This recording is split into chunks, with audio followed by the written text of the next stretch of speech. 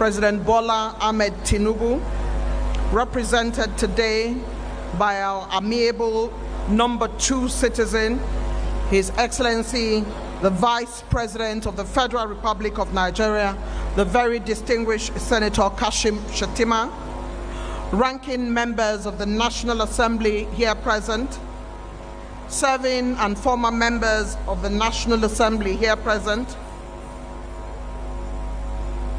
Honorable Minister of the FCT, Excellency Ezenwo Nyesom Wike, Honorable Minister of State FCT, Dr. Maria Mahmood, associates of the FCT Minister and stakeholders of the FCT. We also welcome in our midst the former Governor of Bauchi State, Alhaji Adamu Wazu, management and board partners and designers of City Walk. I'd like to greet and welcome Hajabola Shagaya. We have heads of government and extra ministerial departments here, and I see top-ranking members of the Central Bank of Nigeria who have joined us here as well. I'd like to greet and welcome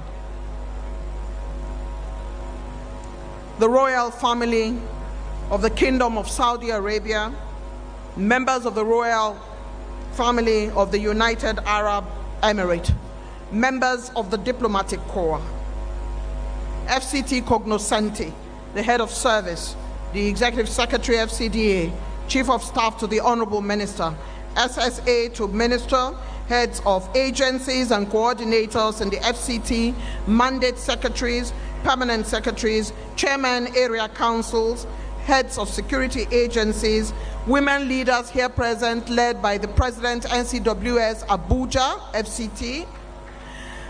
Would also like to greet and welcome the President of the Egyptian Women Council, who is here with us. We welcome you. Members of the 4th Estate of the Realm, distinguished invited guests, ladies and gentlemen. I see my sister, Honorable Abike Dabadri Erewa, who is Chairman, Diaspora Commission. I welcome you. It's good to see you.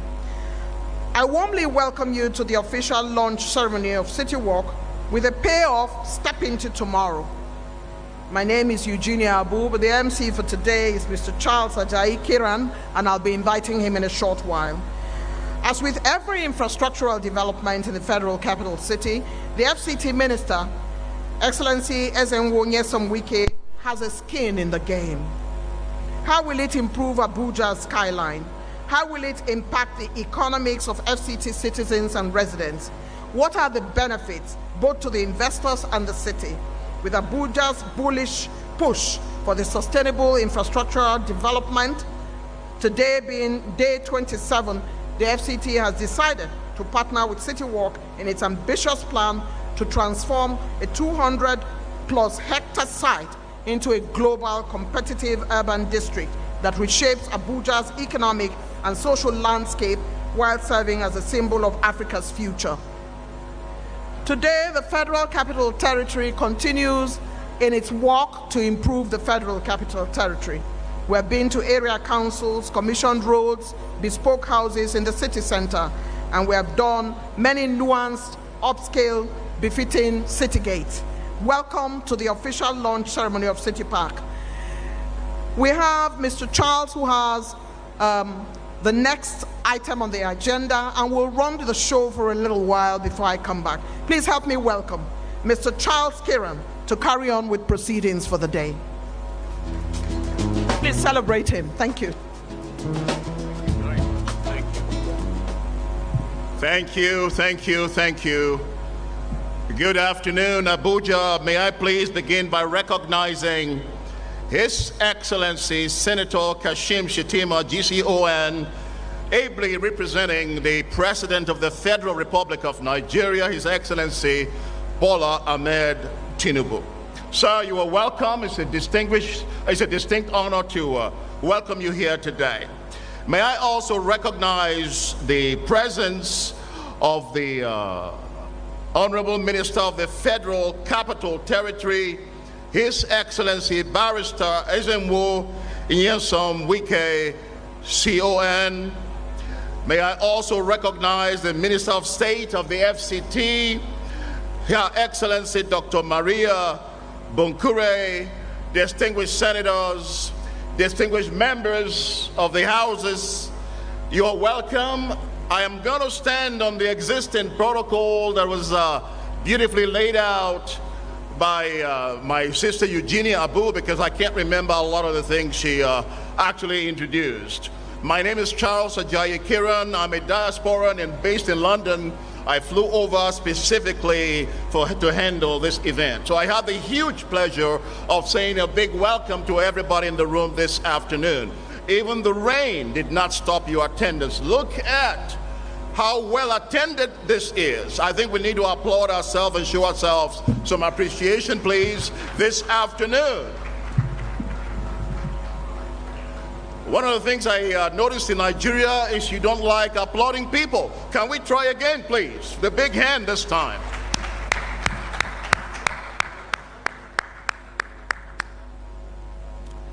Just to say we have some distinguished guests in the room, so I'd like to, in the presence of our Vice President, I would like to obviously announce these individuals. We have the Saudi Ambassador to Nigeria, His Excellency, Mr. Yusuf bin Mohammed Al-Balawi. Please, if you're in the audience, can we play? Let's give him a big hand, please. You're very welcome. From the Kingdom of Saudi Arabia. We also have His Royal Highness Prince Khalid Al Saud from the Kingdom of Saudi Arabia royal family. It's a distinct honor to have you here in our midst, sir. Welcome. We have Engineer Sultan Al Katani from the Saudi Nigeria Business Council. We see a big hand, please, for him as well. Let's give him a big hand. We have the very distinguished and eminent Mohammed Abu Enin, who is the chairman of the Cleopatra Group, all the way from Egypt, with his handsome sons and daughters here with us today. Very good to have you. We also have Dr. Amani Asfar, President, Africa Business Council. Let's give her a big hand this afternoon as well. And also we have Sheikh Abdulrahman Al-Shaki from the royal family of the UAE. It's a distinct honor to have you here again, sir. You are very, very welcome. And I know that my colleague Eugenia mentioned Hajia Bola Shagaya, MD, CEO, Practor Oil Nigeria Limited. Ma'am, you are welcome as well. And I also saw our old friend, Mrs. Abike Dabiri of NITCOM, who visits us quite a lot in the United Kingdom. Ma'am, it's good to see you here. Welcome. And all the distinguished gentlemen and ladies, it's an honor to have you here today. I'd like to kick off with the program. We have waited and we need to kick off right away. At this time, please, you are here clearly to experience and to witness the commissioning of the Abuja City Work, an innovative project. And as you know, with anything this grand, this great, it began as a dream in somebody's heart. Somebody conceptualized the idea. Somebody decided this idea is worth importing into Nigeria. Somebody decided, why not Abuja? Why can't we have something this amazing, this brilliant, this great in this amazing country, the shining light of Africa, Nigeria? Why can't we have it right here in Abuja? And as you know, ideas are great, concepts are great, thoughts are great, visions are great, dreams are great, but when it comes to the execution stage, that's where the rubber meets the road. And I'm here to tell you, these people don't mess about. Link Development don't mess about. They have partnered with the best brains, best minds, best designers, best project managers, best artisans, best everything to make sure we have in Abuja the very best. To be having the tallest building in the whole of Africa, it will be having mixed-use residence and commercial properties, it will be having outdoor arenas, it will be having global universities, global hospitals. In this space you're looking at in a few years will be completely transformed. So you are here to see the commissioning of this massive projects on 250 hectares of land. So welcome. To give us a little preview into what has been planned, permit me to please bring up the executive president of Link Development, the executive director, Dr. Kasim Gidado, the Wazirin Jamari. Let's bring him up, please, who has been working tirelessly without sleep for days and weeks to make sure this event happens. I need another round of applause for this man, please. Let's try again.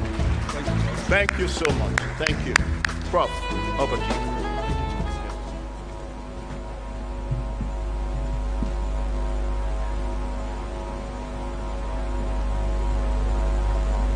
His Excellency Asiwaju Bola Ahmed Tinubu, GCFR, the President and Commander-in-Chief of the Armed Forces of the Federal Republic of Nigeria, ably represented by the Vice President of the Federal Republic of Nigeria, Senator Kashim Shettima. You're most welcome, sir.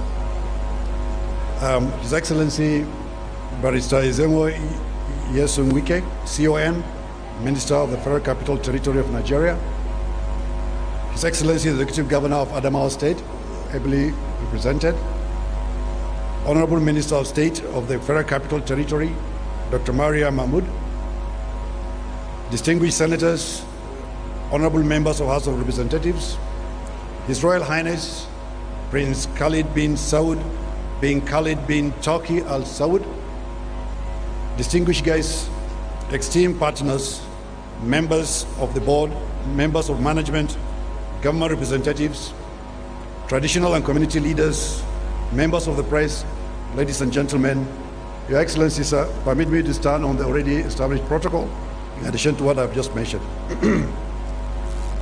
On behalf of the Chairman and the Board of Link Development, it is my great pleasure and honor to warmly welcome you all to this momentous occasion, the commissioning of our Experience Center and the official launch of the Abuja City Walk Project Master Plan. Today marks far more than the unveiling of a building or the presentation of a strategic document or model. It presents the beginning of a bold vision, a clear demonstration of our commitment to innovation, excellence, collaboration, and sustainable development. It marks successful delivery of a key project milestone, which we promise Honorable Minister Nyesom Wike to achieve, to mark the 3rd anniversary of the President Bola Ahmed Tinubu's administration. Sir, we can confidently say in Latin language, I know being a barrister, promitos et porestimus, which simply means we promise and we deliver. And we have delivered, sir. The Experience Center has been designed to provide an immersive environment where vision comes alive. It offers stakeholders, investors, partners, and the wider community an opportunity to experience firsthand the future we build and the value we aspire to create. Within this iconic building, customers have the opportunity to visualize and interact with the Abuja City Walk development using a physical model and a large interactive screen. Once the provided spaces become fitted, they will also be able to feel, smell, touch, and experience the indoor environment of a fully furnished 1-bed, 2-bed, 3-beds, and 4-beds apartments within the building. The building also provides a well-being center, a coffee bar, and an exclusive club where customers, investors, and other key stakeholders will regularly converge. Equally significant is the launch of the Project Master Plan. This comprehensive blueprint outlines our long-term strategy, guiding the development of this project in a structured, sustainable, and impactful manner. It reflects careful planning, thoughtful engagement, and an unwavering commitment to delivering lasting value for all stakeholders. Our aim is to create a city within a city that is inspired by Dubai City Walk, but reimagined at a larger, more dynamic scale and firmly rooted in the Abuja socio-cultural and environmental context. The master plan creates a modern mixed-use district where culture, innovation, commerce, and daily life converge, is a place that celebrates Nigeria's creativity, welcomes global enterprise, and offers the new model for workable climate-responsive urbanism, a place where global investment and creative enterprise meet in a free trade zone, anchored by vibrant community life, iconic public spaces, and green corridors. Is a place that is safe and secured to work, live, and play in an open-air, workable urban environment. The city of Abuja is living ravine on 250 hectares.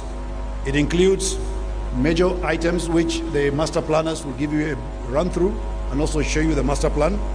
But primarily it will have a boulevard, a technology village, the Abuja Silicon Valley we call it, knowledge park housing 2 universities, offices, cultural hub with museums and libraries, multipurpose indoor arena with cinemas and gyms, which is going to be the biggest arena in the whole of the African continent when it's completed.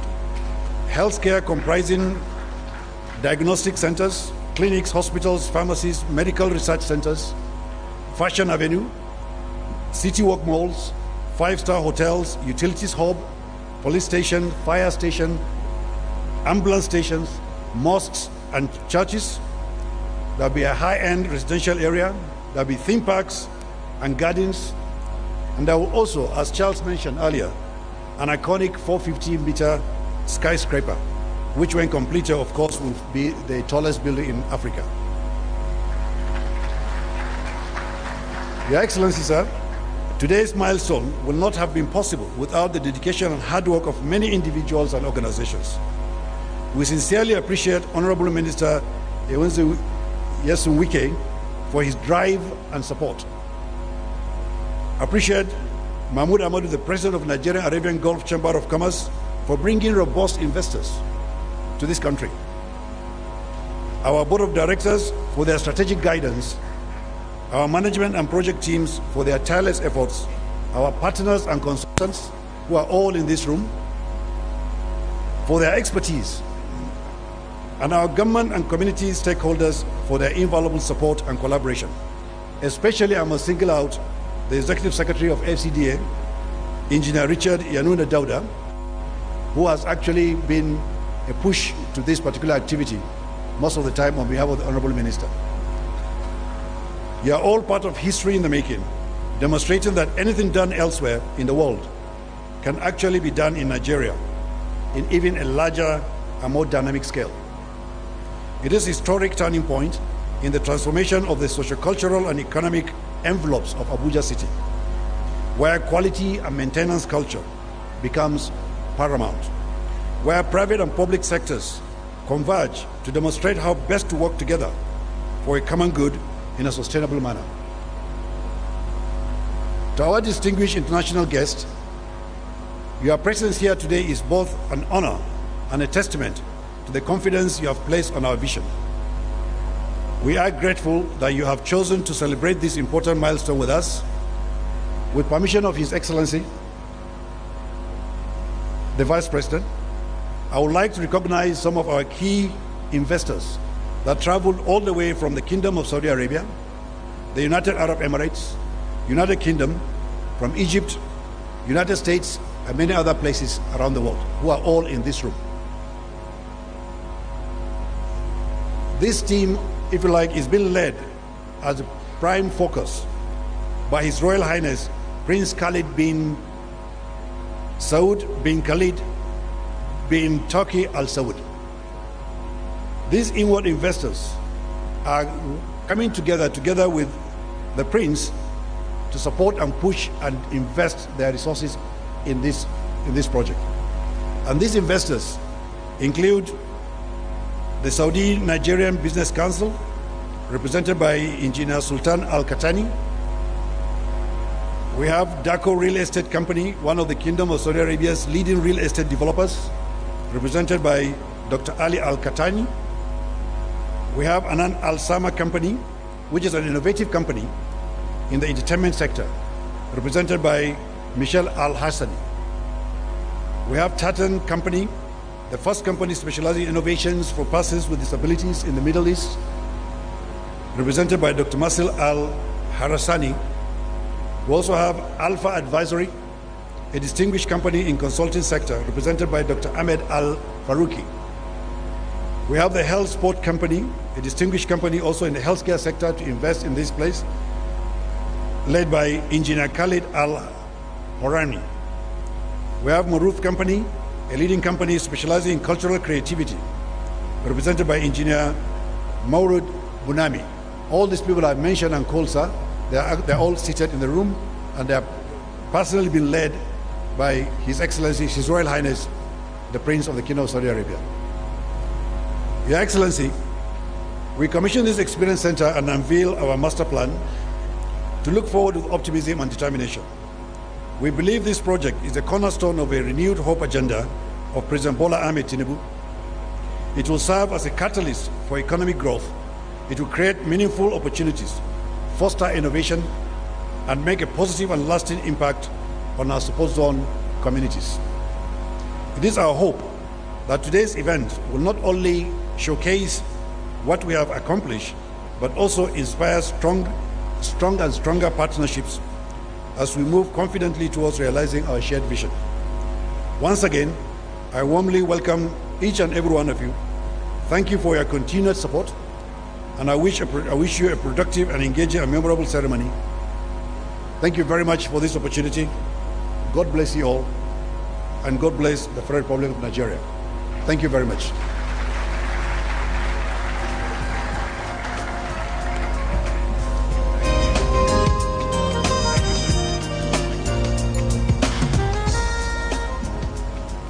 Thank you, Dr. Kasim Gidado, Executive Director, Waziri Jamari of Link Developments. Thank you very much. At this time, I'd like to invite three individuals who will be coming up, and they'll be speaking one after the other. The first I'd like to invite, please, I'm just going to announce them, they're going to come up. First, from our master planners, Binoy, one of the very, very best in the world. They are the master planners of this entire project. Can I please bring up John Dawes, who is the global director? May I also bring up Neil Sirij, who is also the design director? And then I'd like to bring up Peter Young, who is the CEO, Broadgate Development Group, and we'll be hearing who are the project managers of this entire project. Gentlemen, it's an honor to have you here again. Who's going first? Okay, why not? H before you. Put it right there. Good to see you.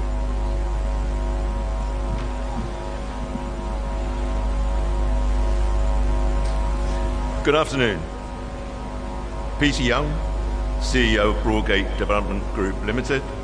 We are the project development manager. Today, a new dawn breaks.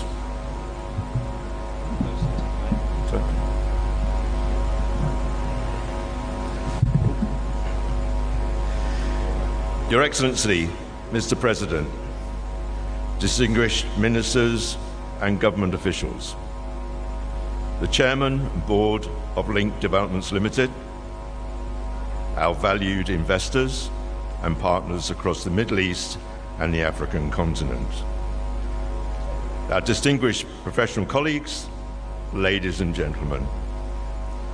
On behalf of Benoit and ourselves, it is a great honor to join you today for the launch of City Walk Abuja, a project that represents not only an important moment for Nigeria, but also for the future of Africa as a continent. On behalf of Broadgate Developments Group, I would like to thank Link Developments for the confidence they have placed in us, appointing Broadgate as Development and Construction Management Advisor for this landmark program. City Walk Abuja is a transformational development where vision, technical excellence, and disciplined execution work together seamlessly. It is a project with immense ambition and vision, and we are very proud to be a part of bringing this to life. The project benefits a strategic and prime location within a government-designated free trade zone. City Walk Abuja has all the potential to become a powerful gateway destination for investment, enterprise, innovation, and job creation across Nigeria and West Africa. The development's free trade zone status creates a global competitive environment that will attract international businesses, regional headquarters, technology companies, and long-term institutional investment, ultimately helping to position Abuja as a major commercial and innovation hub for the continent. Broadgate brings extensive experience in delivering complex master plan communities, infrastructure-led developments across Africa and other international markets. Our management team has played a leading role in other successful institutional projects across Africa, including Jabi Lake Mall, Heritage Place here in Nigeria, One Airport Square in Ghana, and the Douala Airport Business Park in Cameroon, alongside other major mixed-use developments across other international markets, all incorporating leading international design and a highly sustainable high levels of sustainability.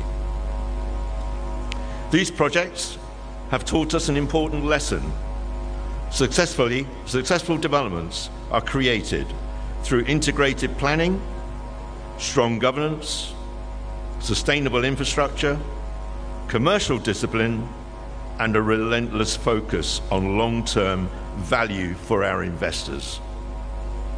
That is the approach that we will bring to City Walk Abuja.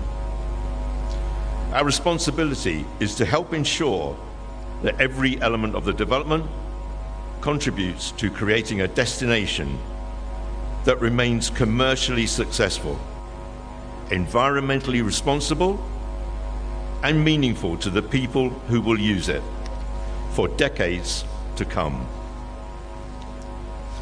We are particularly excited to work alongside Benoit, whose internationally recognized expertise in mixed-use urban destinations has helped shape a master plan that responds to Abuja's climate, culture, and future growth, whilst placing people and public life at its center. We've had a long partnership with Benoit in successfully delivering many of these projects. The future of every great city is shaped long before its skyline emerges. Today, we are not simply launching a development. We are beginning the process of creating a new gateway district for Africa, in turn playing a part in shaping the future of the continent. Thank you. The true success of City Walk Abuja will ultimately be measured by the confidence it creates, the opportunities it unlocks, and the legacy it leaves for future generations. And Broadgate is proud to be part of that journey. We ourselves have delivered many major institutional projects across Africa. However, I truly believe City Walk will establish a new dawn in terms of a high level of master plan, building design, sustainability, and cost efficiencies for occupiers, making attractive to international multinationals and corporations and our long-term investors. Thank you. We look forward to working alongside Link Developments, the Government of Nigeria, Benoi, and the wider professional team to help deliver a destination that has the potential to establish a new benchmark for integrated urban development in Africa. Thank you.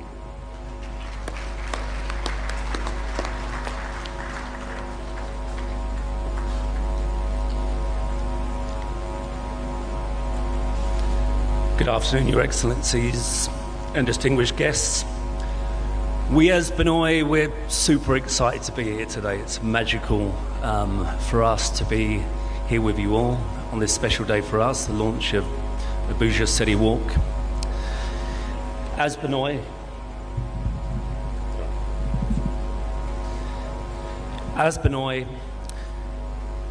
we create, we design, we deliver destinations internationally. We're incredibly proud today to be working in 62 countries globally.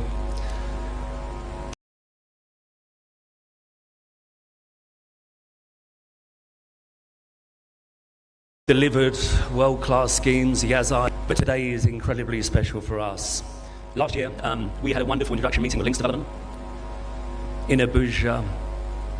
For us, always, first impressions of place are the most powerful, and we were delighted to be appointed as master planners, architects to design this futuristic vision, but for us also to be in a location where the culture is incredibly fascinating, the heritage is fascinating.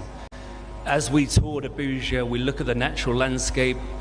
For us, you know, we work across the globe, but we see such an opportunity in such a place that was incredibly special and important for us. It gave us so much momentum in terms of how we as designers take inspiration to create magical world-class destinations. So we thank you, Links Development, for this opportunity.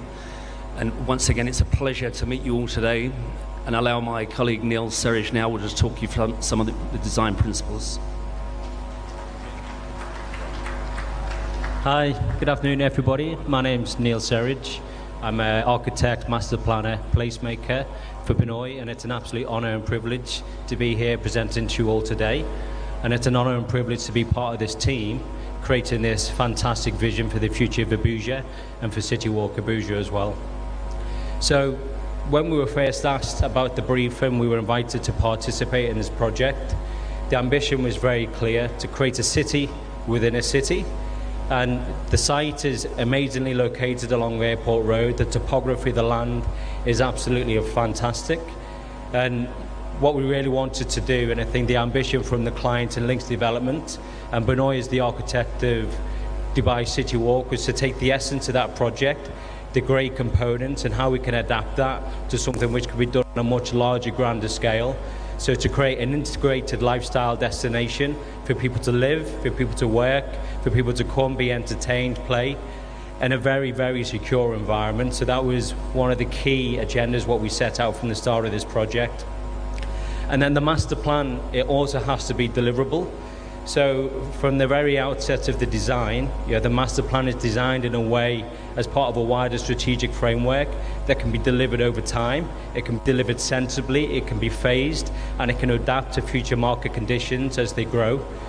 The key focus of the design is phase one, and within that we have multiple different components. We have the largest tower in Abuja, which will be over 450 meters high. We have the largest multi-purpose arena, which will sit within the heart of phase one. Residential, hospitality, places to live, work, play, which will create an absolutely amazing place for the future generations of Abuja, all connected seamlessly by the amazing landscape network that the Benoi landscape team have utilized from across the land, helping that to tie all the different components of the master plan together. We are honored and privileged that this master plan has been nominated for a number of awards globally. World Architecture Festival has submitted our project for Best New Master Plan and Best Landscape Master Plan. So that is an honor and a privilege for us to elevate this project and to really allow this project to put Abuja on the map globally.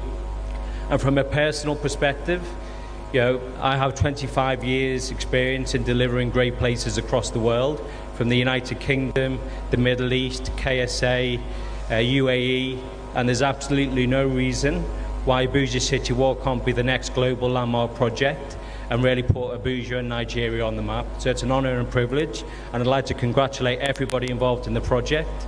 We see this launch as the start of a beautiful journey, and so again, I'd like to congratulate everybody. Thank you very much.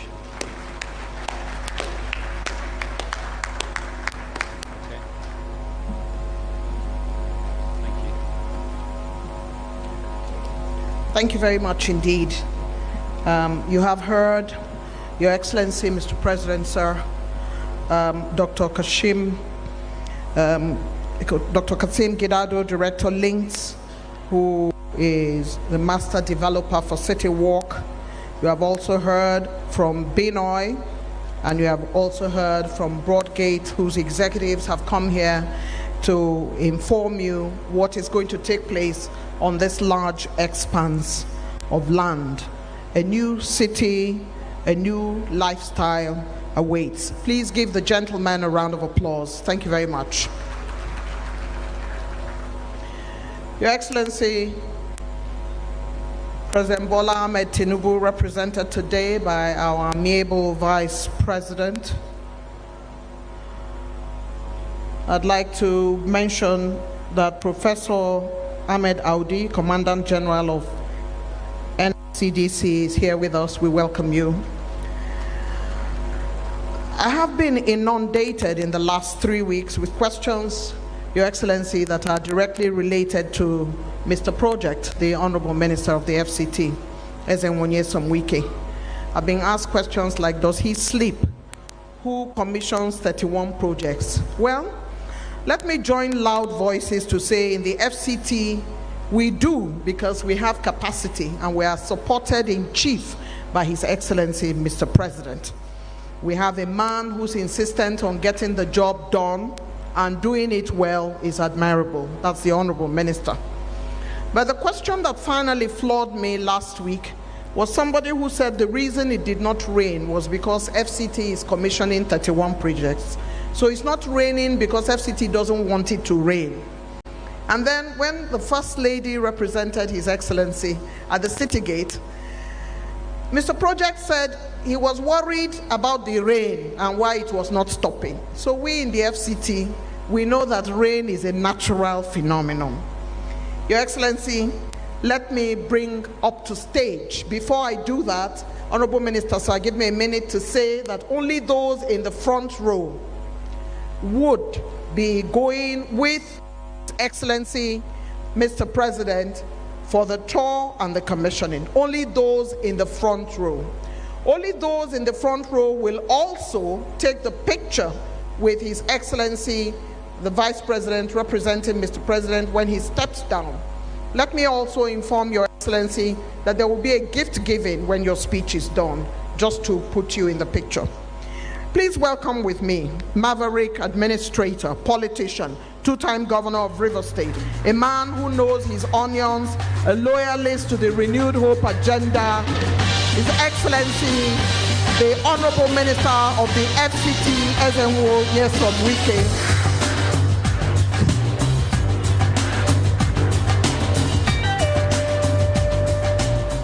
Your Excellency, Mr. President, ably represented by the Vice President, Senator Kasim Shettima, Grand Commander of the Order of the Niger.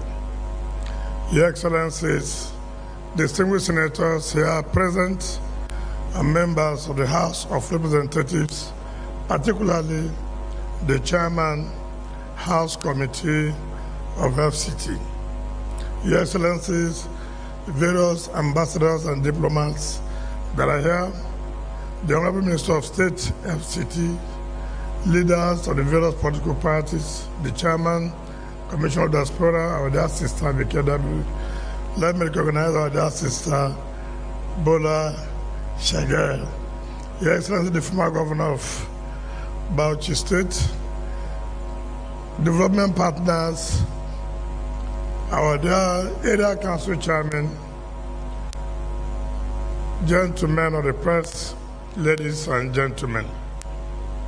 Your Excellency, let me sincerely thank you again today, being the 16th day of July 2026, for coming in person to launch this project. This project is very important to us because it has to do with one of the points you have raised while you have been traveling, to attract investors to the country. Yes, let me say that this was given to me, or these people were introduced to me by the Deputy Governor of Central Bank, our dear sister, Osoro. I hope she's here. Yes, when she came and said that development partners who would want to partner with the FCT to have a model of what to call, like what we have in Abuja City Mall, to replicate it in Abuja. I said I've had experience of people coming to show me 3Ds. I don't think I'll be willing to do that. And she said, no, these people are very serious. I said, okay, Deputy Governor, invite them to come. When they came, we had a first meeting and they were in a hurry to go back. I said that you are not serious. If you know that you are serious, let us meet again tomorrow, and to tell you that we are also serious, we'll take you to where you want and let us show you the place. And luckily for us, Dr. Gidado said, they accepted, and we all met and drove down to this particular place. This particular place is supposed to have what we call the technology village, which shall be here for over 30-something years. Of course, you know what happens. The agency concerned was renting it out, apportioning it out to people who are doing all kinds of things. In fact, land grabbers who had even forged land documents to claim ownership of this particular place. I put my foot down and said, no, this is government property, and I must drive this development to come to FCT. What did we do? We have to make sure bureaucracy does not affect it. I became the chairman of the committee, and I told the development partners, the only thing we can do, we'll have a memorandum of understanding where we give timelines. From this period to this period, you have achieved this milestone. From this period to this period, you have achieved this milestone. If that is not possible, forget it. We'll take our land back. And of course, we prepared the memorandum of understanding. And we went to Dubai, where we had meetings, and they showed us what they are actually interested to do, and that they can assure me in the 3rd year anniversary of Mr. President, this project will be launched. I thank God Almighty, today it has come to reality. The whole essence, government is to give enabling environment for investors to come in and develop. There are a lot of jobs that were created here. 1 week ago, I came here personally to see things for myself, and I was happy with what the developers were doing. And I thank God, government has performed its own obligation. 1, to make sure that they have all the approvals, because they said part of the problems they may be having is that when they bring their building approvals and the rest, that may take them months. I said no. I said, where's the director of remote control? Sit down here. Where's the director of URP? Sit down. Where's the executive secretary of FCDA? Sit down here. Director of land? Sit down. All of them are members, and I'm the chairman. So the moment they brought the development, they brought their building plan, it didn't take them 2 days to get the approval. And then they said we have to construct some roads. I told the ES FCDA, get CGC. And CGC came, and I can tell you, they have constructed the roads as far as we have agreed. So on our own part, we have fulfilled our own obligation. And I want to say to our development partners that we are willing to continue to support you, but let's keep to the timeline. We have agreed from last year till now that we are going to launch this project. We have also agreed in the memorandum of understanding, after now, in the next 1 year, we have achieved so thing. If that is not achieved, we'll take back our land. Because I'm not interested in theories and theories and theories. I'm interested in keeping to our agreements in terms of what we have said. So on that note, Mr. President, let me invite you to please talk to us and launch this project. Thank you very much.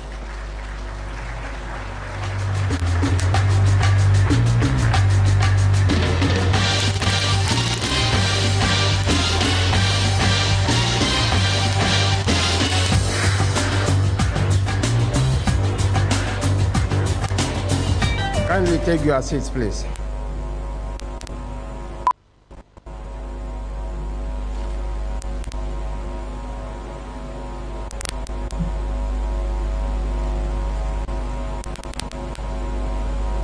The Chairman, Senate Committee on Gas, and Senator representing Cross River North Senatorial District, Senator Jarikbe Agom Jarikbe. The Chairman, House Committee on Federal Capital Territory, and member representing Bayo Shani Kwayakosan Federal Constituency of Borno State, Honorable Betara Aliu, and other members of the National Assembly present here, most especially Honorable Tukura and Honorable Ahmed Satomi.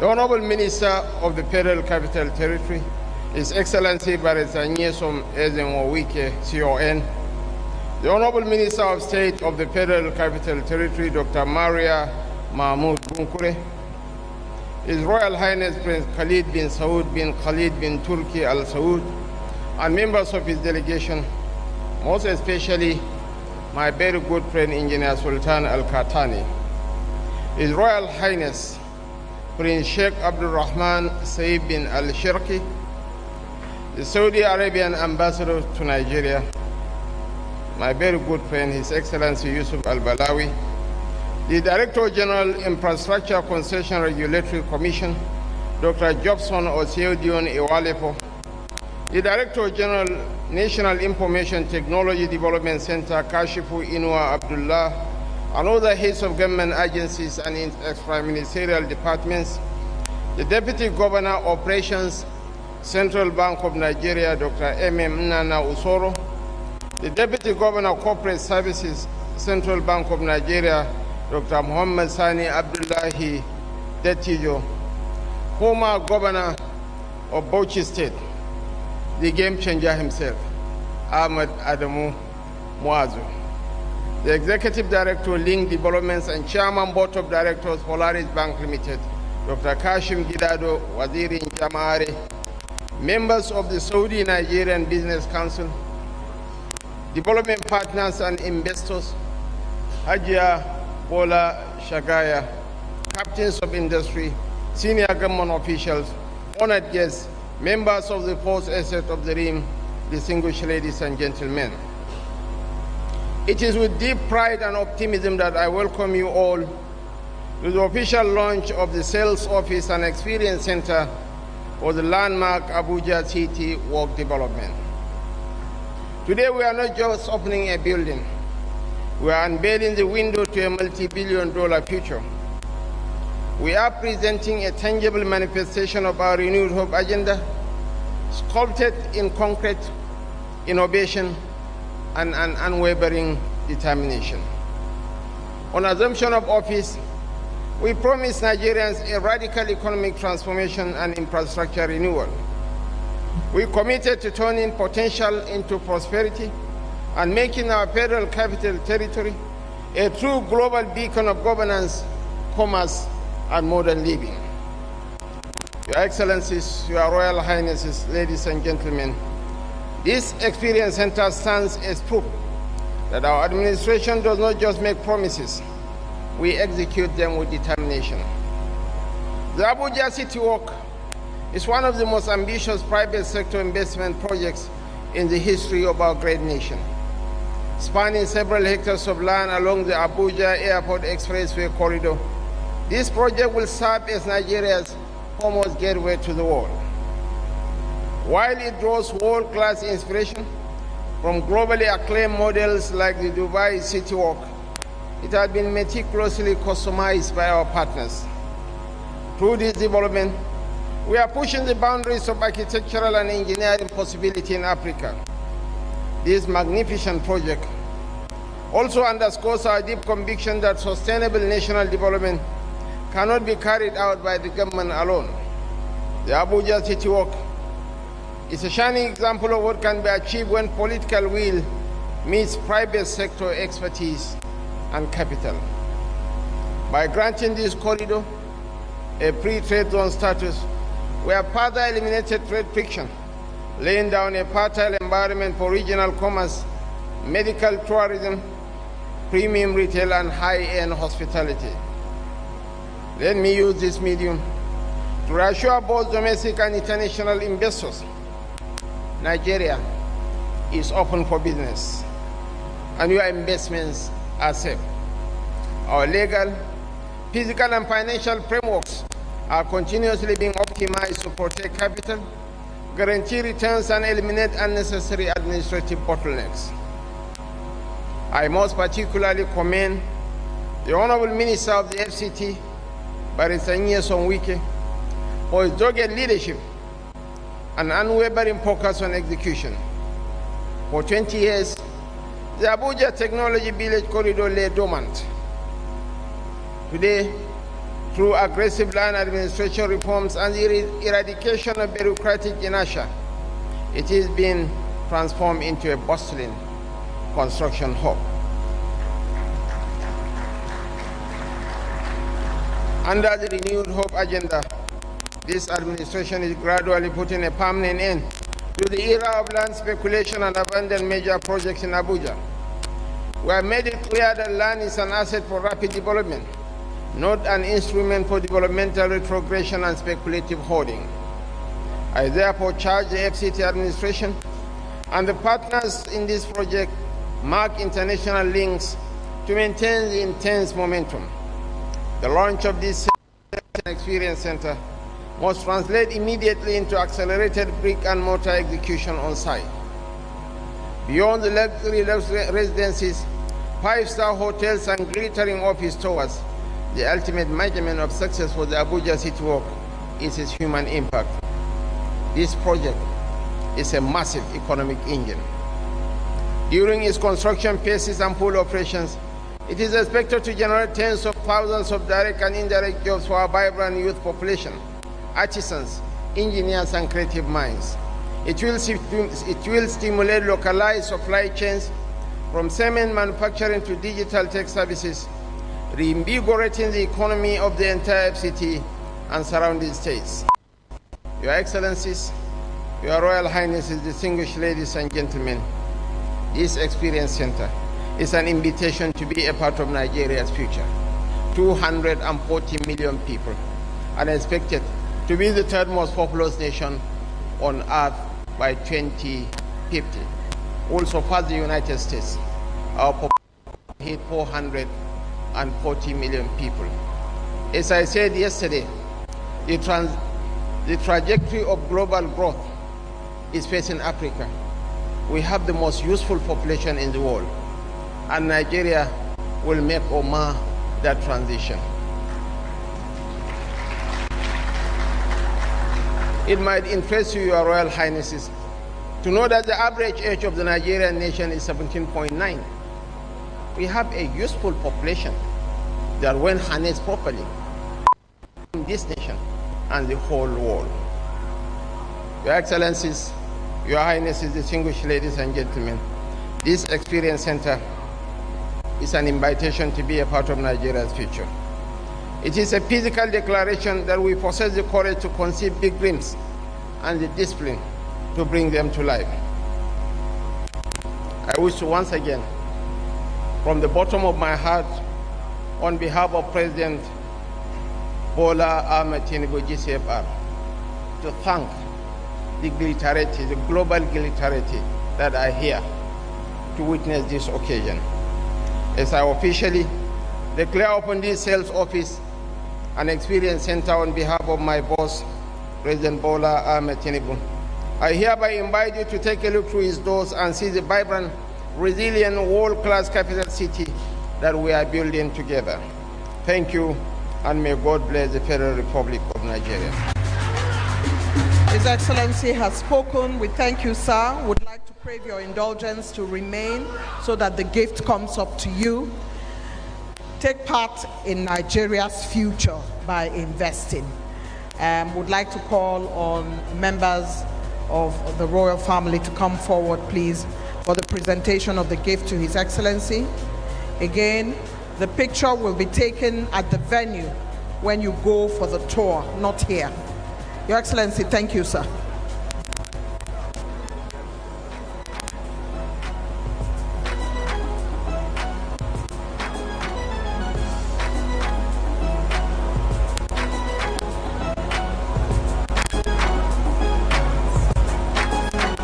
Thank you very much. His Excellency will now go on tour, and only the front row will go with him. Your Excellency, you may step forward. We thank you for your speech of Mr. President. And he's escorted by the Honorable Minister of the FCT, who is going forward to ensure that that tour takes place. Please remain seated. The pictures of the tour will be on your... Please remain seated. The picture of the tour will be shown on your screens. Thank you very much.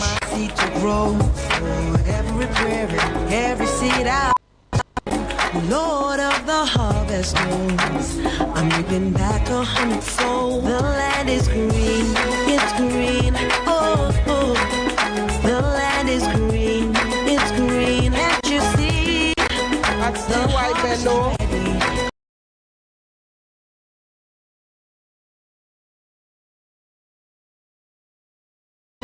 T.Y. Bello is a Nigerian lover, and that's her celebration of Nigeria.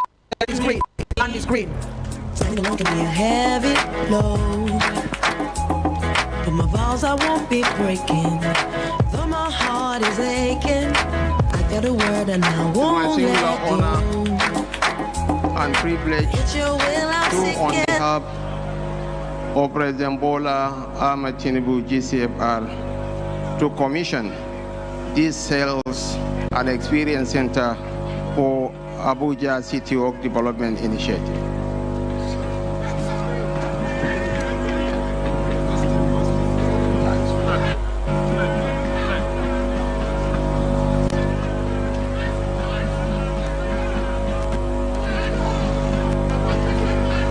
This City Work Experience Center was commissioned on this day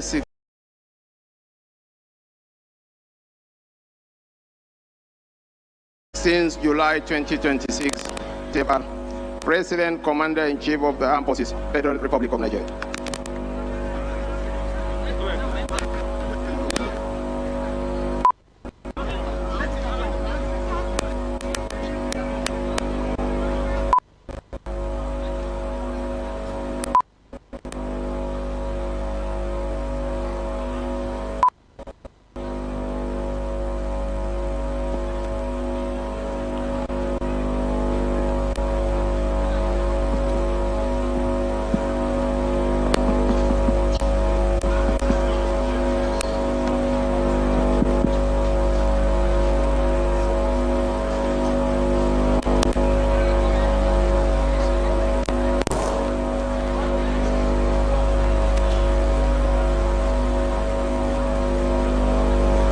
Showing on your screens. Please be seated so you can see what's going on. Otherwise, if you go outside, you'll just crowd that space. It's showing on your screens, and they are departing from there. So it's your best interest to be seated. Ladies and gentlemen, this is truly an architectural masterpiece that will showcase not only the FCT, but that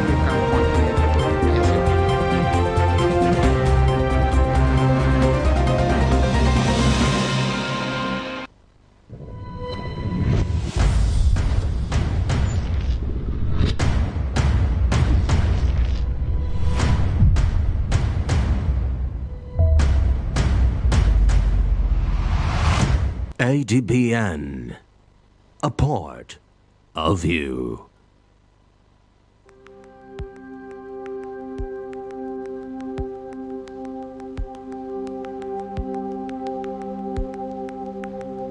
Welcome to the Niger Delta, a region of incredible beauty and stark contrast.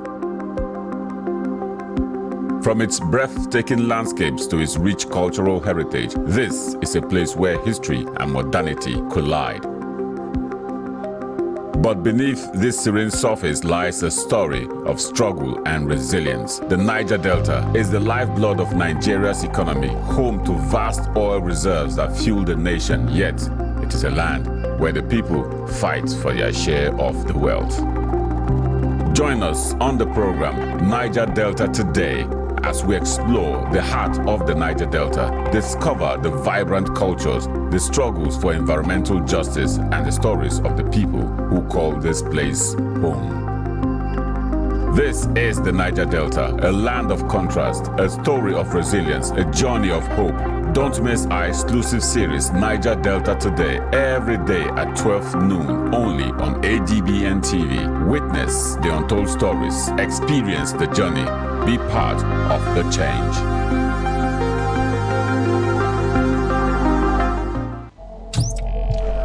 Every second, a story breaks.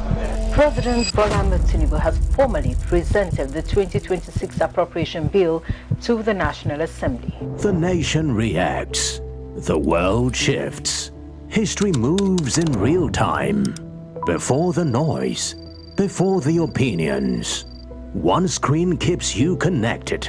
From the headlines shaking the nation to the stories everyone talks about tomorrow. Stream anytime, anywhere.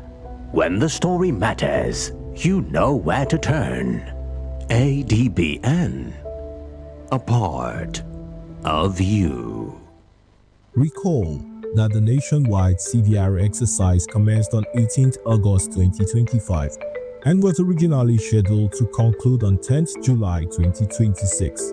But INEC has now approved a 2-week extension of the exercise in order to provide additional opportunity for eligible citizens who are yet to register. The Commission has extended the exercise to Sunday, 26th July 2026. The Commission has also introduced a self-service registration option online for eligible first-time voters. Visit the dedicated CVR portal, where step-by-step guide is also provided. We urge all eligible Nigerians who are yet to register to take advantage of this extended window and explore the new voter registration technology option.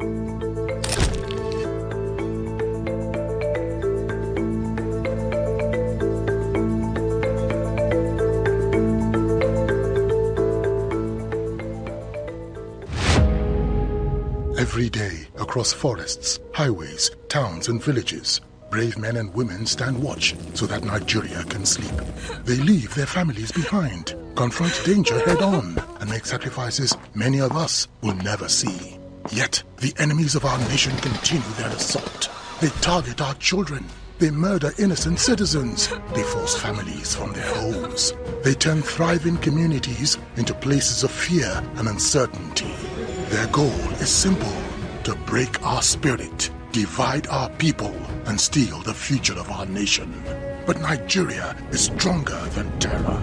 As we demand greater accountability, stronger security measures.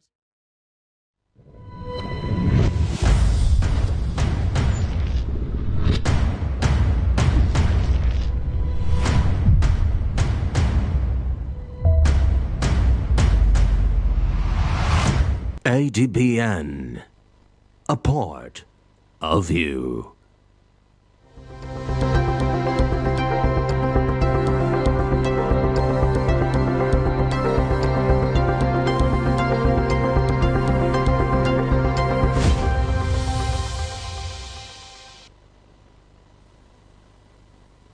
Good afternoon and welcome to Adbn News at 2. I am Cynthia Okosa. Now the news in details. President Bola Tinubu has received commendation from Deloitte Africa for his administration's ongoing financial and fiscal reforms aimed at stabilizing Nigeria's economy. The president, who received a delegation from Deloitte Africa, led by Chief Executive Officer Ruwaida Redfern at the State House, said the reforms had steadily stabilized the economy over 3 years, with growing plaudits for positive development and growth indicators. Minister of Finance and Coordinating Minister of the Economy, Taiwo Oyedele, who spoke on the reforms and impact, urged the leadership of the accounting and business firm to focus on building capacity among the youth. For finance and the fiscal revenue will have the tax reform that has, taken place and moving the nation forward in its, source and application of the revenue. And I hope we continue to stimulate growth. And the effect of the reform, yes, in some instances are difficult to take, like medication, but it's working well, and for the economy, Nigeria is making serious foundational progress. We want to see more investments from Deloitte into Nigeria. Some of the reforms that Mr. President has introduced have made the business environment more attractive and made Nigeria more competitive. For example, Deloitte can have more investment in Nigeria for remote work. Not only would they give the opportunity to our young people to be able to work within the digital economy, it would also help us to be able to attract other investments into our economy. And we give you the assurances that we have very intelligent, smart young people, tech savvy, and it will not be too expensive for you. CEO of Deloitte Africa, Ruwaida Redfern, said the global organization is primarily focused on digital and business transformation, with over 500,000 employees worldwide working across various roles and locations, including over 6,000 in Africa. Really, what we want to do as an organization, both globally and here on the African continent, particularly here in Nigeria, where we do see huge opportunity, is to make an impact. And so the reforms that Nigeria talks about, that your presidency is heading up, is certainly, we believe, an impactful agenda, and we believe that we can make a significant contribution to it. Senate Committee on Finance has expressed concern over the rising cost of medicines in Nigeria, urging the National Agency for Food and Drug Administration and Control, NAFDAC, to recommend practical measures that will make drugs more affordable for Nigerians. The committee made the call during an investigative hearing on the remittance of internally generated revenue and operating surplus into the Consolidated Revenue Fund covering the 2023 to 2025 fiscal years. Chairman of the committee, Senator Sani Musa, said the high cost of pharmaceuticals has become a major concern, stressing that the government may need to review fiscal policies affecting local drug manufacturers.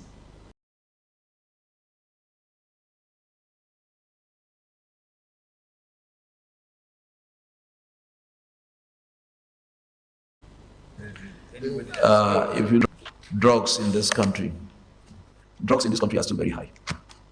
So the only area you can look at is to tell the manufacturers It's either we increase their duty excise or their levy, or they should maintain within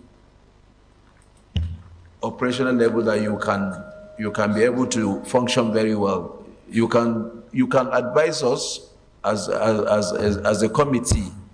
We can look at that. We have done that with Custom and Excise Act in the area of sugar. The committee also noted that the reconciliation meeting became necessary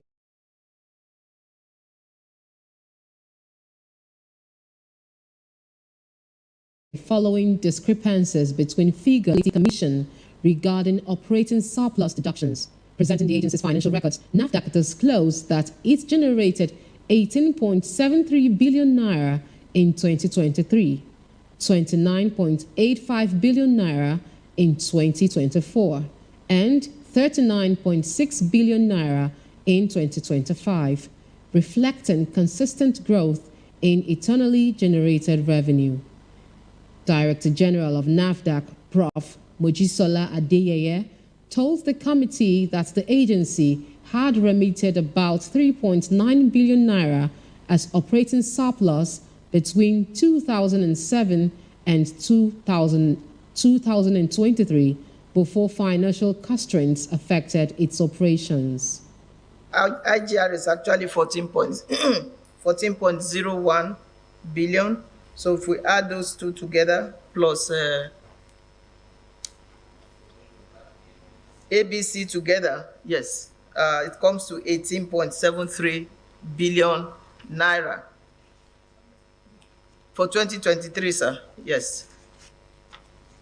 Yes, there is an operating surplus we have not remitted. For which year? It is up from 2007, before I knew what NAFDAC was, to 2023. And it's 3,889 or 3.9 billion. The Senate has approved a 50 million naira donation to the families of security personnel and teachers who lost their lives during the operation to rescue pupils and staff abducted from a school in Orire local government area of Oyo State. The announcement was made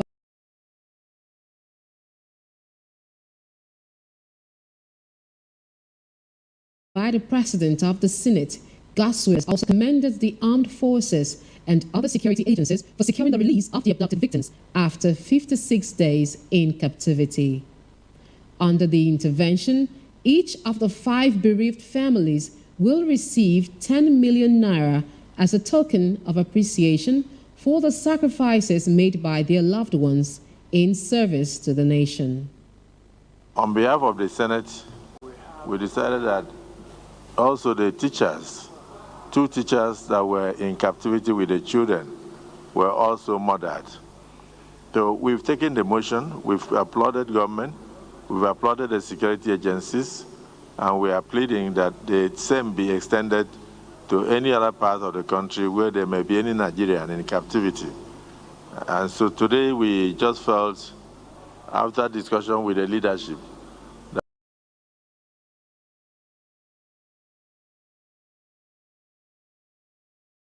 that we want to also support was just 28 years old when he died in that operation. So we are sending a token of 50 million naira to them to be divided into the 5 deceased families. The family of the 2 teachers, the family of the 3 operatives who lost their lives, 10 million each, on behalf of the Senate. Senate President Gaswell Akpabio said 3 soldiers, local hunters, and Amotekun operatives lost their lives during the operation against an Ansaru terrorist network in the Old Oyo National Park. He said the 50 million naira donation is to support the bereaved families and honor the sacrifices of the fallen personnel and teachers. Senate Minority Leader Abba Moro has blamed the persistent killings in Benue State on poor coordination among security agencies, traditional institutions, and other key stakeholders. The Benue South senator said weak intelligence sharing and delayed security responses have continued to fuel insecurity across the state. Moro alleged that the Ochidoma received advance intelligence of an attack on Akpachi village, but was unable to reach the state commissioner of police in time to prevent the incident. Majority of senators have agreed to the creation of state police. So be it. As they say, the minority will always have their say, and the majority will have their way. So the state police has come to stay. I just pray that in the face of this menace, that all of us are alive, going forward, to see what the state police will do.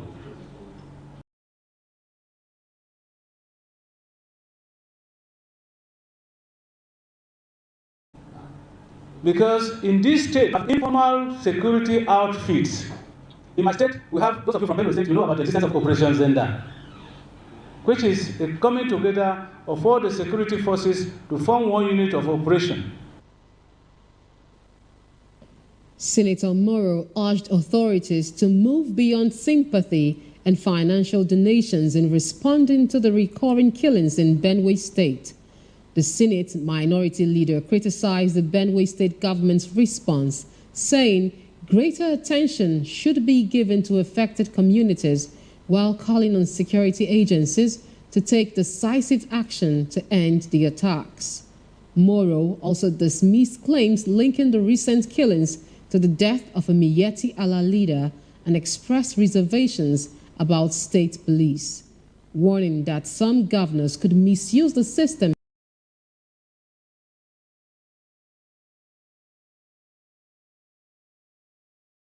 for political purposes.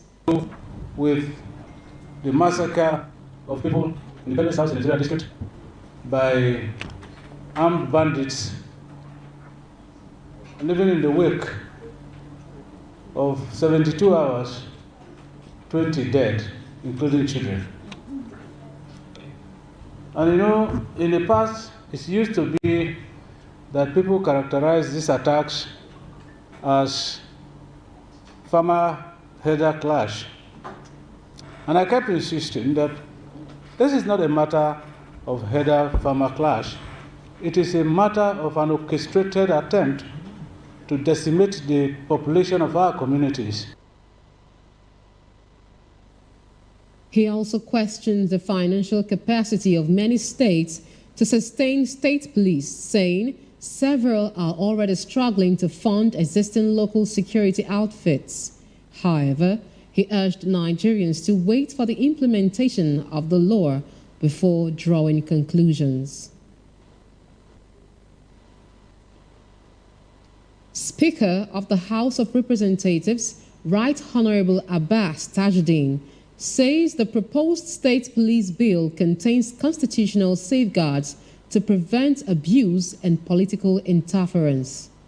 He stated this at the National Security Roundtable supported by the UK-funded Spring Programme during the National Assembly Open Week in Abuja.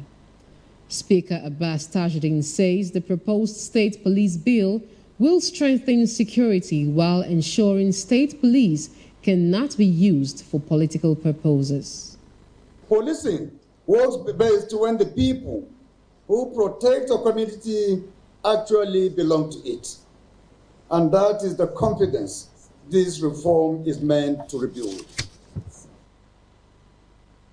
The UK government also reaffirmed its support for security reforms, stressing the importance of inclusive consultations before the bill is passed.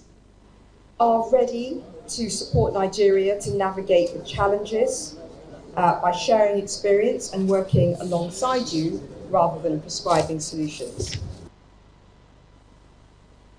Kaduna State Governor Senator Uba Sani commended President Bola Ahmed Tinubu for driving the state police reform, describing it as a bold step towards improving Nigeria's security architecture. We should be truly thankful to His Excellency President Bola Ahmed Tinubu, a true federalist, for personally championing this important reform. In my respective view, the establishment of state police represents one of the most consequential constitutional reforms. Former Speaker of the House of Representatives, Yakubu Dogara, has called for stronger legislative oversight, saying effective scrutiny of government programs is critical to accountability and good governance. Speaking at the National Assembly Open Week in Abuja, Dogara said legislative oversight must go beyond routine exercises to ensure public funds are properly utilized. He also called for closer collaboration between lawmakers and civil society organizations to strengthen accountability. But oversight that produces no delivery is not oversight. It is theatrical oversight, which is nothing but a hollow ritual. Every assembly since 1999 has summoned ministers. Every assembly has reviewed budget implementation reports. Every assembly has received briefings from agencies eager to present their best faces and bury their failures in footnotes. The call was echoed by leaders of the House who stressed the need for greater transparency, effective oversight, and stronger public engagement in the legislative process. If you give up your democratic rights and you bring all kinds of characters who have no business coming here to the National Assembly, they will sit in that parliament, they will not say one word for 4 years. They will not move one motion. They will not present any bill. They will not even second the motion. And they will not read any document submitted. If you will come, some will not step there at all. They will come, maybe sign and go. It's not today, it's not yesterday, it's since 1999. And you expect such a person to go and do proper oversight. That's one contradiction we need to look at. The National Assembly Open Week continues with engagements aimed at promoting transparency, accountability, and citizen participation in the legislative process. Ultimately, democratic governance flourishes where oversight is rigorous, civic participation is meaningful, and public institutions remain responsive to the people they serve. Akwa Ibom State House of Assembly has urged local government administrators to maintain clean and conducive council secretariats to enable staff and legislators carry out their official duties effectively. The call was made by members of the House Committee on Local Government and Chieftaincy Affairs during an oversight inspection of Abak, Oruk, Anam, and Ukanafun local government areas. Adbn correspondent David Esong reports. As the ongoing inspection of local government councils continues across Akwa Ibom State, attention shifts to environmental sanitation. Lawmakers say a clean workplace is essential for improved productivity, efficient service delivery, and a conducive atmosphere for both staff and visitors. In a back local government area, Honorable Ime Charles showcased her efforts in ensuring a clean environment while highlighting the new council chambers for legislators. The structure that we are here now is the legislative chamber.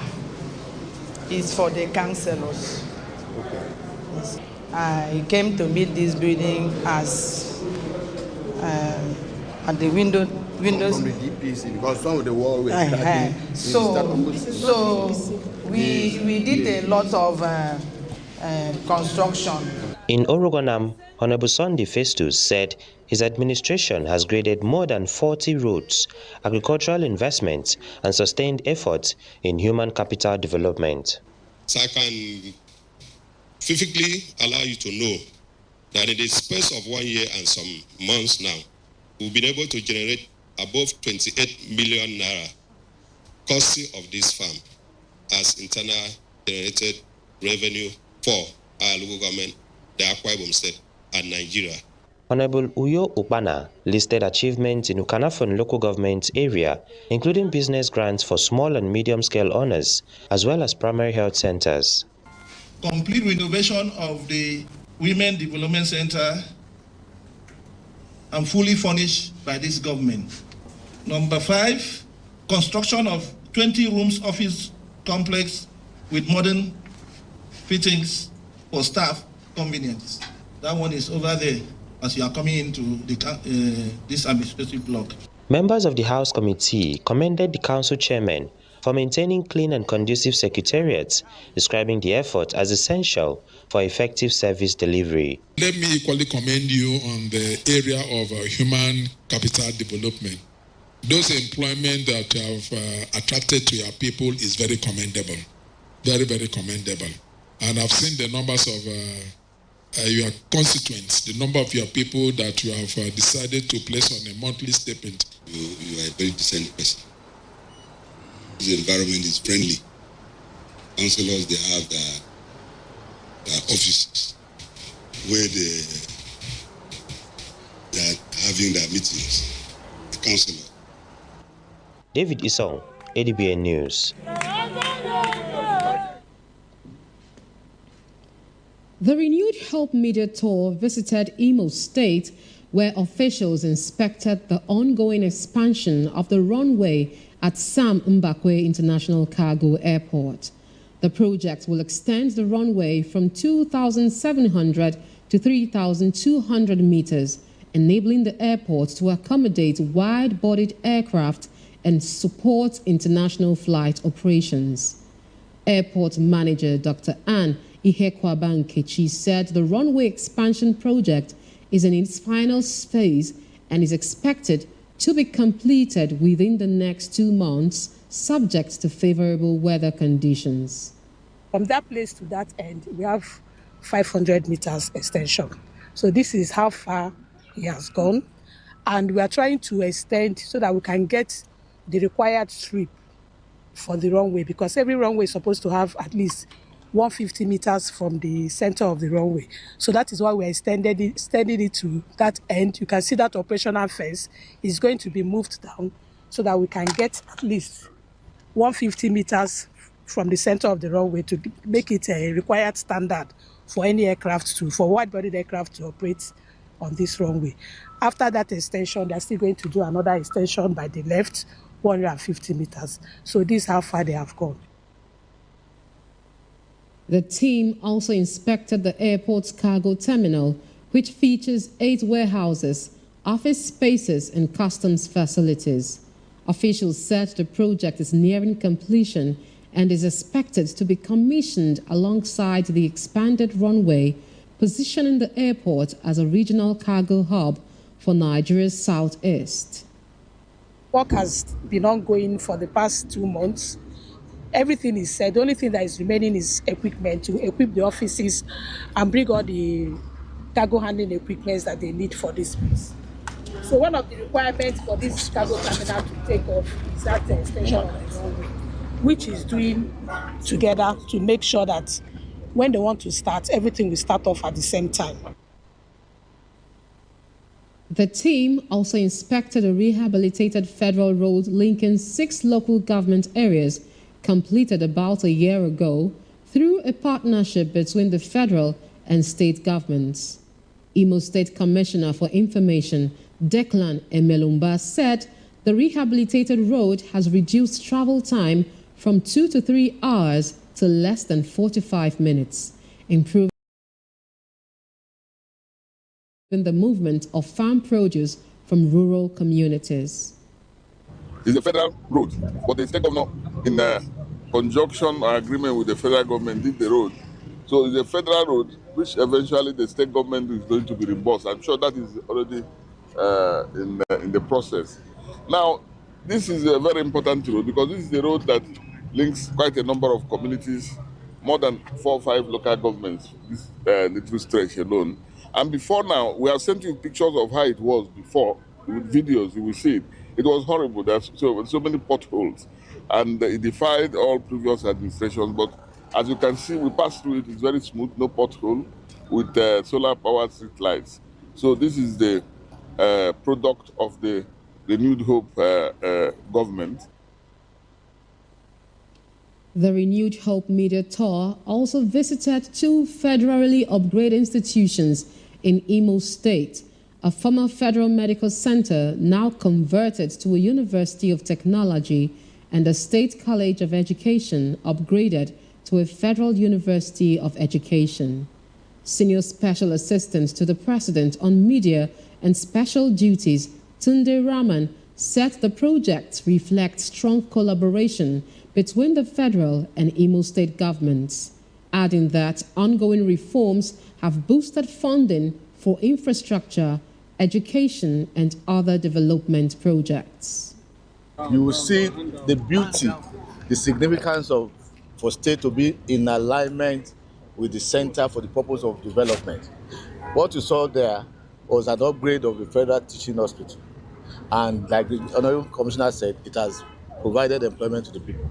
But more importantly, you also notice that Governor Opuzodema has been doing projects that are essentially federal government projects. And he says that he needs to support the federal government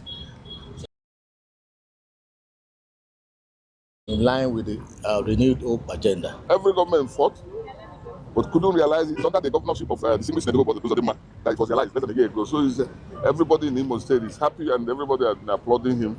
Now, naturally, it's a federal project that has attracted quite a number of employment. In fact, as we speak, I think they advertise to employ so many people, and many of them are going to be more people. If you look across, you will see TEFON projects. These are all the benefits we are getting for the conversion to a federal university of education. Officials attributed the project to prudent resource management and increased state funding following the removal of fuel subsidy, saying they were delivered without additional borrowing. They added that the projects highlight continued collaboration between the federal and Imo State governments under the Renewed Hope agenda, with the media tour set to continue in other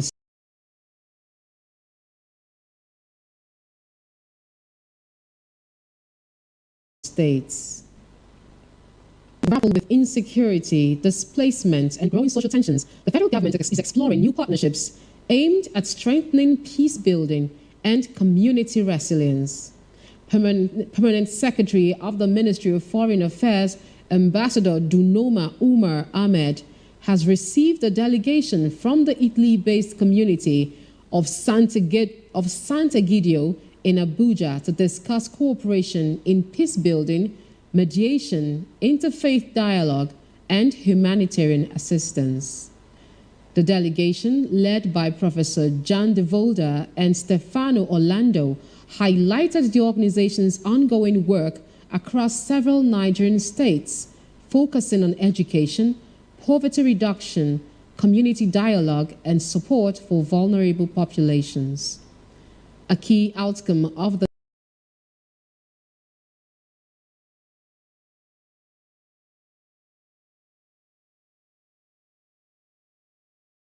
meeting was a proposal to establish a globally recognized faith-based organization known for its mediation efforts in conflict zones.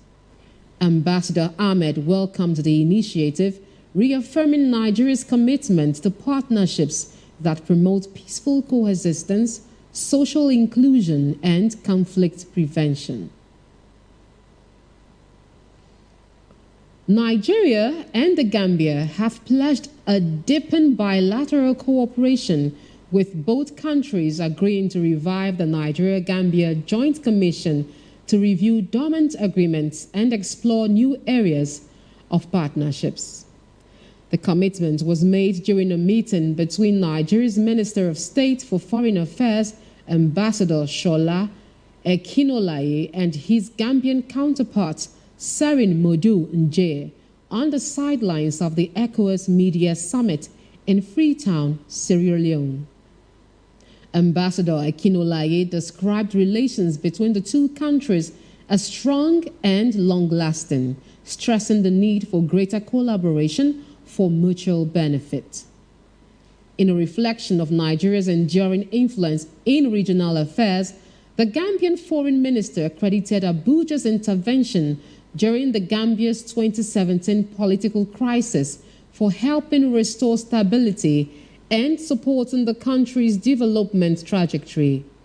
He also acknowledged Nigeria's continued support through technical aid corps volunteers, military training programs, and contributions to the ECOWAS mission in the Gambia.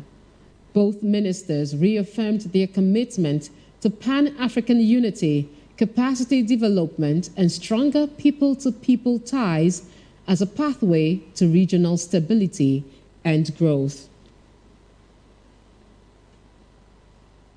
Nigeria's ambassador to China, Ambassador Abdulrahman Bello Dambazao, has begun a series of high-level diplomatic engagements aimed at strengthening Nigeria's international partnerships and regional cooperation.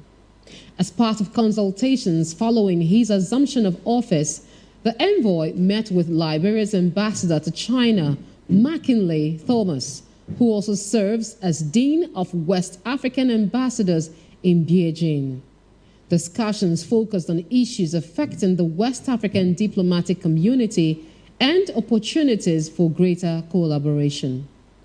Ambassador Dambazao also held talks with Seychelles' ambassador to China, Anne Lafortune, where both sides explored areas of mutual interest. The outreach comes at a time when African nations are seeking stronger diplomatic coordination and economic engagement with China amid shifting global alliances and growing competition for investment and development partnerships. As Nigeria continues to grapple with international perceptions shaped by security and migration concerns, the federal government is looking to tourism and the diaspora as tools for national rebranding. Chairman of the Nigerians in Diaspora Commission, Abike Dabiri-Erewa, says stronger collaboration between government agencies and Nigerians abroad can help project a more positive image of the country while attracting investment and boosting economic growth. She spoke in Abuja during a meeting with the Director General of the Nigerian Tourism Development Authority, Dr. Olayiwola Awokan, where both agencies explored ways to promote Nigeria's tourism assets and strengthening diaspora engagements. Dabiri-Erewa highlighted initiatives such as the Badagry Door of Return Festival, describing it as a powerful historical and emotional experience that reconnects Africans in the diaspora with their roots. For his part, Dr. Awokan said Nigeria's rich tourism potential remains underutilized and pledged to upgrade tourism infrastructure, improve tour services, and deepen private sector participation. Director General Civil Aviation, Captain Chris Najomo, has called for strong economic regulation to enhance air connectivity, seamless airline, airport integration, and sustainable growth in Nigeria's aviation industry. Captain Najomo stated this while delivering a presentation titled Regulatory Framework for Taming Natural Monopoly at the 2026 Airport Business Summit and Expo, holding between 14th and 16th July 2026. Themed, Economics of Enhanced Air Connectivity, Airline and Integration. Addressing aviation stakeholders at the three-day event in Lagos, the DGCA noted that even though the aviation industry is characterized by natural monopolies, effective regulation will prevent abuse of market dominance, ensure fair competition, and protect the interests of airlines, investors, and the traveling public.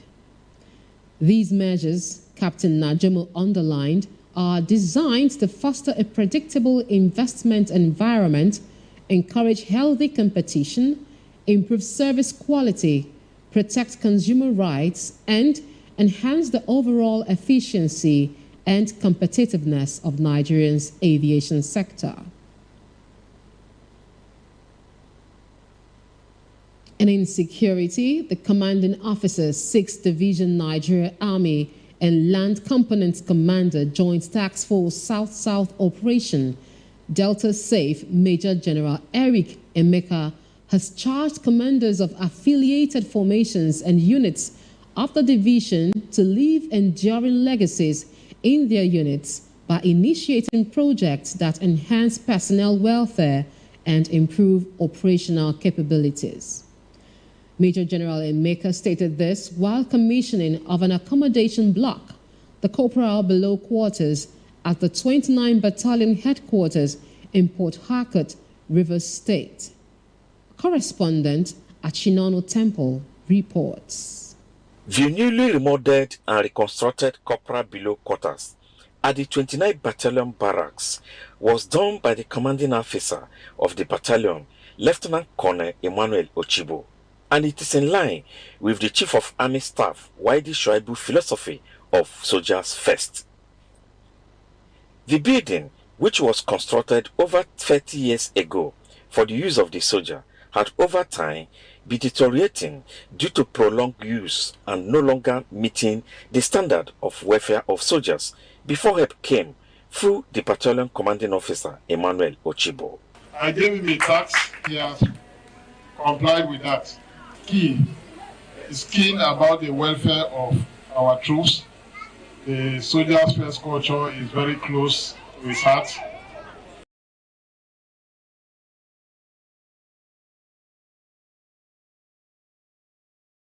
And it's in line with that all of us and the CEO have done very well. Thank you for reading this and to enjoy you that you should not rest on your horse. We should continue. Don't say you have done one and you go and sleep. You must continue to do more. On behalf of officers and soldiers of 29 Battalion, I sincerely appreciate your exemplary leadership, guidance, and unwavering support. Your vision continues to inspire us to pursue excellence. Pictures, they say, preserve the past, inspire the present, and project the future. This statement also motivated the construction of dual-purpose battalion photo stand and notice board by the 29th Battalion Commanding Officer. The facility will also serve as a befitting facelift to the 29th Battalion headquarters. This photo stand and notice board has added some level of beauty and aesthetic to the battalion headquarters.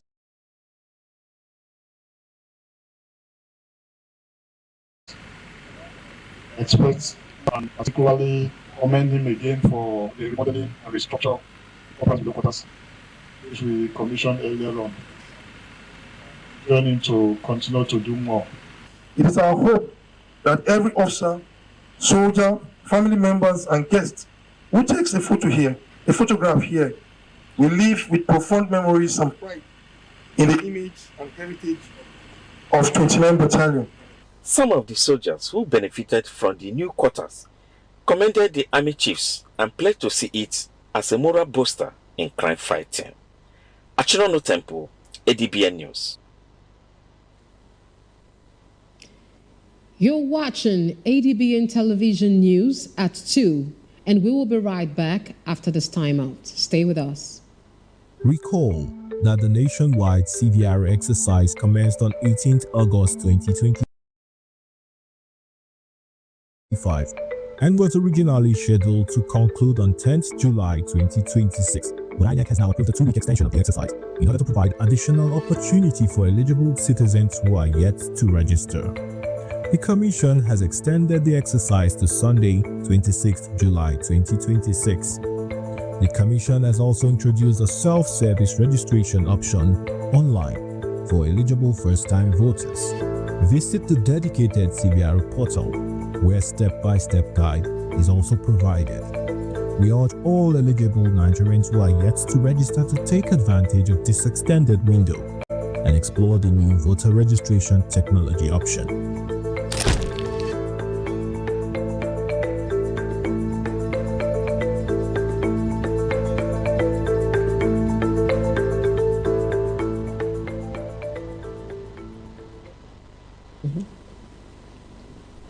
You're welcome back from that short break.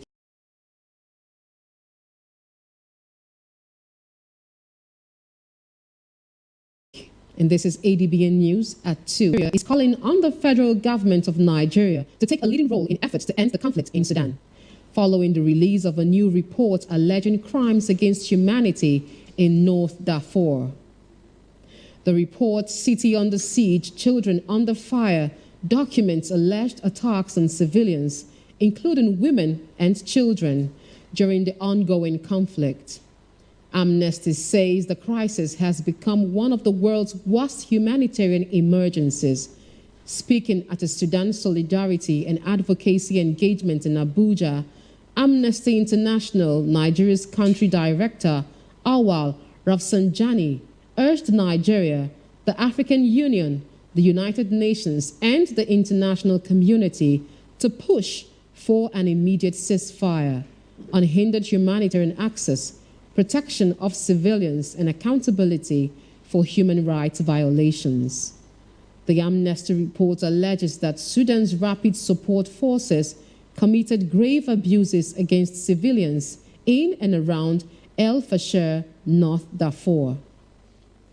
Millions have been displaced, entire communities have been uprooted, healthcare systems have collapsed in many areas, humanitarian access remains severely restricted, and countless families continue to endure an unmanageable hardship. Beyond every statistic is a human story. It is a mother searching for a safety, a child deprived of education, a family forced to flee their home, and communities struggling to survive. As Africa's most populous nation and one of the continent's leading voices in the regional peace and diplomacy, Nigeria has an important role to play.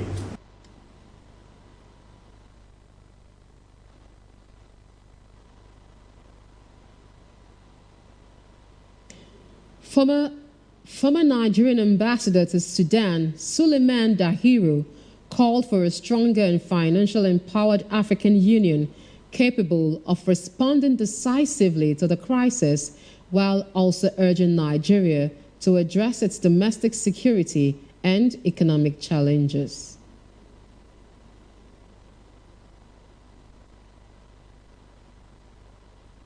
Sudan, unfortunately, since it became independent in 1956, has been facing one problem or the other. First with the Southern Sudanese, then Darfur, and now it is the entire country, with over 14 million people outside Sudan. Those remaining in Sudan are nothing but refugees. I visited many refugee centers or IDPs. You could not believe the inhumanity that would create such a situation. As the conflict continues to displace millions and restrict humanitarian access, Amnesty says Africa and the international community must act urgently to prevent further suffering. West African leaders are facing what many describes as one of the most defining moments in the history of the Economic Community of West African States, ECOWAS, as ministers gathered in Freetown, Sierra Leone, for the 96th ordinary session of the ECOWAS Council of Ministers, ahead of this weekend summit of heads of state and government. The meeting comes as the bloc navigates the departure of Mali, Burkina Faso, and Niger, growing insecurity, economic pressures, and calls for institutional reform. In what was also his final address to the Council as president of the ECOWAS Commission, Omar Aliyu Toure said ministers would review the state of the community assess its financial position, and examine key policy initiatives aimed at strengthening governance, economic competitiveness, and regional resilience. More recently, we have had to respond to the withdrawal of the 3 member states from our community. The agenda before you is both comprehensive and forward-looking. During this session, we will consider the 2026 interim report on the state of the community, review the financial position of the community, assess the implementation of decisions taken by previous sessions of council, and consider reports from the ad hoc ministerial committee and the judicial council. These deliberations are fundamental to ensuring sound governance, financial sustainability, and institutional effectiveness. Sierra Leone's former minister and chair of the council, Timothy Musa Kaba, warns that West Africa is confronting unprecedented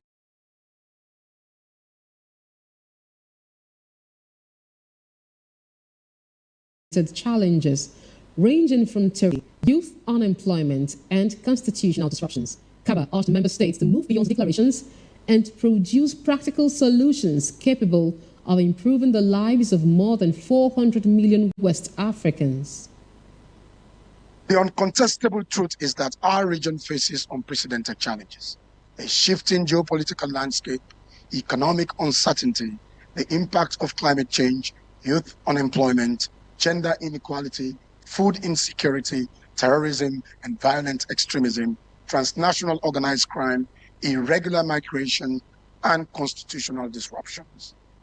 These challenges continue, Excellencies, ladies and gentlemen, to test our resilience and collective resolve. Nevertheless, they should remind us that the strength of ECOWAS lies not only in its institutions, but also in the unity, solidarity, and political will of its member states. The recommendations from the 2-day ministerial meeting will form the basis of decisions expected from the 69th Ordinary Summit of ECOWAS heads of state and government. For many observers, the outcome could determine whether the regional bloc emerges stronger from its current challenges or struggles to maintain its influence as an increasingly fragmented West Africa. And in sports, England head coach Thomas Tuchel retains the backing of the Football Association and is expected to lead the team into Euro. A 2-1 defeat by Argentina on Wednesday meant England's men missed out on a first World Cup final appearance since 1966. Tuchel was criticized for his substitutions as England squandered a 1-0 lead late on, but he has the full backing of FA Chief Executive Mark Bullingham. The German signed a 2-year contract extension in February, having been appointed in January 2025 on an 18-month mission to win the World Cup. The 2028 European Championship finals are being hosted by England, Wales, Scotland, and the Republic of Ireland. And it was said that Tuchel viewed leading the side into a home Euros as a rare opportunity.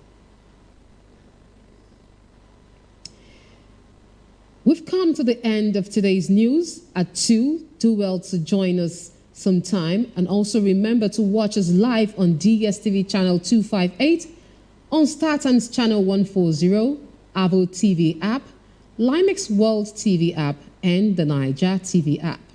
For more stories, visit our website at www.adbntv.com.